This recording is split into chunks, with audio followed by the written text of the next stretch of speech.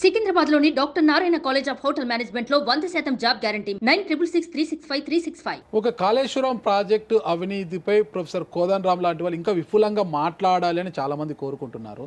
దాని గురించి ఏమంటారు? అసలు Kaleshwaram project, Medigadda project scam కావచ్చు, ఇవన్నీ కూడా ఇప్పటికే విచారణ జరుగుతోంది. అసలుకి వచ్చిన సిట్టింగ్ జడ్జిలను కూడా గో బ్యాక్ అనేసి కేసీఆర్ గారు పిలుపునివ్వడం జరిగింది. గో బ్యాక్ అసలు మీకు అసలుకి దాని గురించి విచారించే అర్హతే లేదన్నట్టుగా మాట్లాడారు కదా. ప్రొఫెసర్గా మీరేం చెప్తారు దాని గురించి? ఇప్పుడు విషయం ఏంటంటే వాళ్ళే అసెంబ్లీలో మీరు కమిషన్ వేయండి వాస్తవాలు తేలుతాయి అనే మాట అన్నారు. అన్నందుకే మరి ఇవాళ కమిషన్ ఆఫ్ ఎంక్వైరీ వేసింది. కమిషన్ ఆఫ్ ఎంక్వైరీ వేసింది నిజ నిర్ధారణ కోసం, ఫ్యాక్ట్ ఫైండింగ్. వాస్తవాలు వెలుగులోకి తెస్తే దాని ప్రకారం ప్రభుత్వం ఏం చేయాలనేది నిర్ణయించుకోవటం. ఒకవైపు నిపుణులతోని ఆ ప్రాజెక్టు భవిష్యత్ ఏంది అనే దాని మీద సమాచారం తీసుకుంటున్నారు.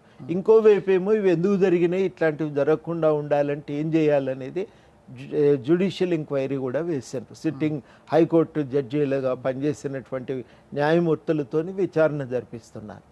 ఈ విచారణ వల్ల లాభము ఒక రేవంత్కో, నష్టం ఒక కేసీఆర్కో కాదు. ఇది మొత్తంగానే తెలంగాణ సమాజానికి లాభం చేకూర్చే విషయం. వాస్తవాలు బయటకు వస్తే రేపు ఇంకొక ప్రభుత్వం ఈ రకంగా పనిచేయకుండా జాగ్రత్తలు తీసుకుంటుంది. భవిష్యత్తులో ఇటువంటి తప్పులు పునరావృతం కావు. ఖచ్చితంగా కాళేశ్వరం విషయంలో మేము ముందు నుంచి చెప్తున్నది ఏంటంటే, ముందు ఒక ప్రాజెక్టు అనుకొని ప్రారంభించాను తుమ్మిడిహెట్టి.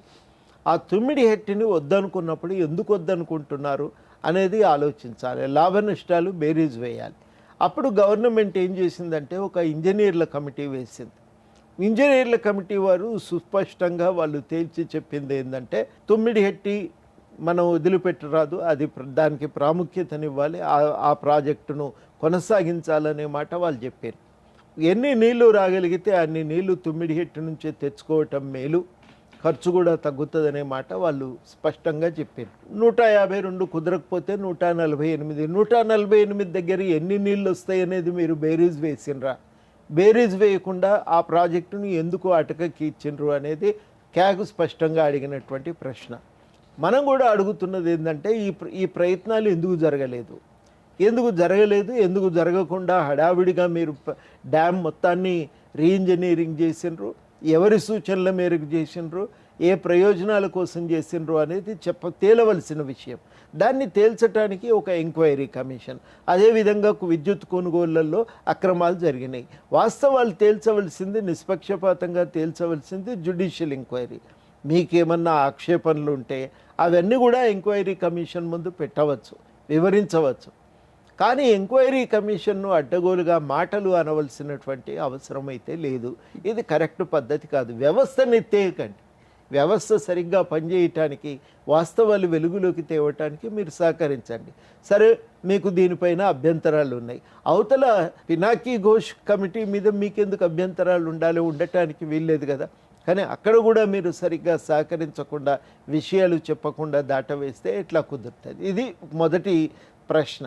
రెండవ సమస్య ఎక్కడ వస్తున్నది అనంటే, మీరు ప్రాజెక్టు డిజైన్ చేసేటప్పుడు సరి అయినటువంటి అన్ని వ్యవస్థలతోని ఆ అనుమతులు తీసుకొచ్చారా లేదా? ఏ రీతిలోనైతే ఒక ప్రణాళిక వేసి అమలు చేసేటప్పుడు జాగ్రత్తలు తీసుకోవాలా లేదా అని ప్రశ్న. పొద్దున్నకు ఎక్కడో చిన్న జూనియర్ ఇంజనీర్లుగా పాలిటెక్నిక్ చదివి సూపర్వైజర్లుగా పనిచేస్తున్న వాళ్ళు చెప్పిండ్రు, రిటైర్ అయిన వాళ్ళు. మామూలుగానైతే లోతుకు వెళ్ళి మట్టి తీసి పరీక్ష చేయాలి సార్.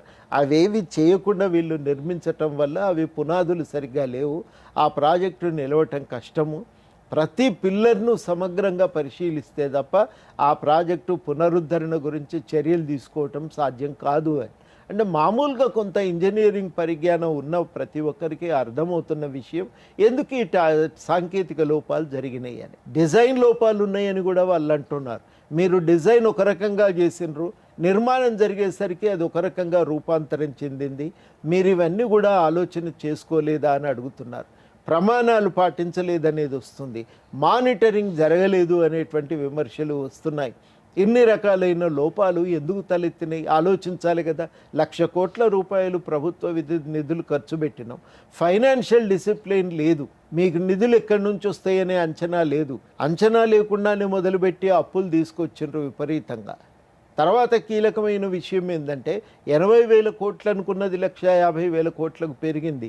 ఎక్కడ కూడా దేశంలో ఈ రకంగా ధరలు పెరగలేదు. ఎందుకు ఈ రకంగా ధరలు పెరిగినాయి?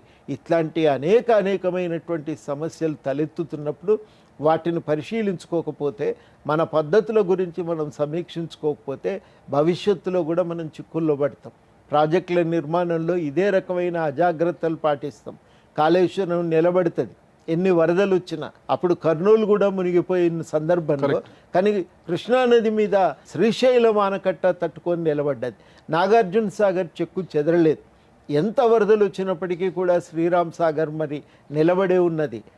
కింద కట్టినటువంటి కడెం డ్యామ్ నిలబడి ఉన్నది. మీరు ఎక్కడ లోపం చేసిండ్రనేది అర్థం చేసుకోకపోతే, వ్యవస్థలో ఉన్న లోపాలు, డిజైనింగ్ చేసే మనం అనుసరిస్తున్న పద్ధతుల్లో ఉన్న లోపాలను సరి చేసుకోకపోతే రేపు దేశం ఏమవుతుందంటే అది నీ పైసలు నా పైసలు కావు, అందరి ఉమ్మడి ఆస్తి. అది నువ్వు అన్ని పైసలు అనంటే ఈ దుర్వినియోగం కాకపోయి ఉంటే రాష్ట్రంలో ఎన్ని స్కూళ్ళు వచ్చాయి, ఎంతమందికి ఉచితంగా మనం వైద్యం ఇచ్చే వసతులు కల్పించుకునే అవకాశం ఉండేది. వాటన్నింటినీ కాదని నోరు కట్టుకొని మనం చాలా అవసరాలను చంపుకొని దీని మీద పెట్టుబడి పెట్టినాం. ఆ పెట్టుబడి పెడితే ఆ అవసరాలు, ఆ డ్యామ్ ఆ రకంగా చితికిపోతే దాని మీద తేల్చాలి. మీరు కరెంటు పెట్టిండ్రు, విద్యుత్ ఉత్పత్తి కేంద్రాలు. ఆ విద్యుత్ ఉత్పత్తి కేంద్రాలు కృష్ణానది ఒడ్డున అది నీళ్లు ఉప్పొంగితే నీళ్లు వచ్చేటువంటి ప్రాంతంలో ఎట్లా పెడతారండి? వరదలను లెక్క వేయరా? డిజైన్ మీరు టెక్నాలజీ ఎంచుకున్న తప్పు. సబ్ క్రిటికల్ వాడొద్దని దేశమంతా అనుకుంటుంటే మీరు సబ్ క్రిటికల్ టెక్నాలజీ తెచ్చి ఎట్లా ఉపయోగిస్తారు? పక్కనే ఉన్న కొత్తగూడెంలో సూపర్ క్రిటికల్ టెక్నాలజీ వాడతాం ఎందుకు? అక్కడ సబ్ క్రిటికల్ ఎందుకు తెచ్చుకుంటాం? ఎవరి ప్రయోజనాల కోసం నిర్ణయాలు జరిగినాయి? ఇవన్నీ కూడా ఆలోచించాలి. మీరు కృష్ణానది మీద యాదాద్రి పెట్టినరు, బొగ్గు అక్కడ లేదు కదా. కరెంటు తెచ్చి మీరు అదే చోట సిమెంటు ఉంది, సున్నప్రాయి ఉంది, అక్కడ ఇంకేదన్నా కర్మాగారాలు పెట్టడానికి ప్రయత్నం చేసి ఉంటే చాలా బాగుండేది. కాబట్టి ఎక్కడ ఏ ముడిసరుకు దొరుకుతుందో అనువుగా అక్కడ ఆ కంపెనీలను మనం పెంపొందించుకొని ఉంటే స్థానికులకు ఉద్యోగ అవకాశాలను కల్పించే ప్రయత్నం చేస్తే చాలా లాభం జరిగేది. ఇవన్నింటి మీద ఎవరో ఒకరు నిష్పక్షపాతంగా వాస్తవాలు తేల్చి చెప్పాలి. చెప్తే తప్ప సమాజ హితం కోరి మనం ముందుకు పోవటం అనేది సాధ్యం కాదు. ఆ విషయాల మీద సీరియస్గా ఈ ప్రభుత్వం ఆలోచించాలంటే తప్పకుండా పాతదాన్ని సమీక్షించుకోవాలి. ఖచ్చితంగా సార్. మీరు బొగ్గు గురించి మాట్లాడారు. ఇటీవల 2 రోజుల క్రితం బొగ్గు, సింగరేణి బొగ్గు గురించి కూడా మాట్లాడారు. కేంద్రం కృంగదీస్తుంది. ఇప్పుడు సింగరేణి బొగ్గు గనులకు వచ్చిన ప్రమాదం ఏంటి? ఏం లేదు ప్రమాదం. బొగ్గు ఉంది, గన్లు తవ్వచ్చు, కానీ ఆ గన్లను మీరు సింగరేణికి ఎందుకు ఇవ్వరని అడుగుతున్నాం. మీరు హడావిడిగా 2 ప్రైవేట్ కంపెనీలకు ఇస్తే ఆ ప్రైవేట్ కంపెనీలు బొగ్గు తవ్వలేదు కదా, అవి వదిలిపెట్టినాయి. అది కొయ్యగూడెం కానీ అవతల మంతిని దగ్గర ఉన్న ఇంకొక ప్రాజెక్టు కానీ వీటిని మళ్ళీ సింగరేణికి ఇవ్వాలి కదా. ఇప్పుడు ఇక్కడ కీలకమైందంటే గనులను సరళీకరణ యుగంలో ప్రైవేట్ కంపెనీలకు అప్పచెప్పుదామని అనుకున్నారు. ఎవరైతే కరెంటు ఉత్పత్తి చేయాలనుకుంటారో ఇతర కంపెనీలకు వాడుతారో వాళ్ళకి ఇద్దామని. ఇచ్చేటప్పుడు దేని ప్రాతిపదికన ఇస్తారనేది ప్రశ్న. సుప్రీంకోర్టు ఏమన్నదంటే బహిరంగ వేలంలోనే ఇవ్వండి అని. కానీ ఇది అందరికీ వర్తించదు కదా. ఒక పబ్లిక్ రంగ సంస్థ ఉన్నప్పుడు అది అవసరం లేదు.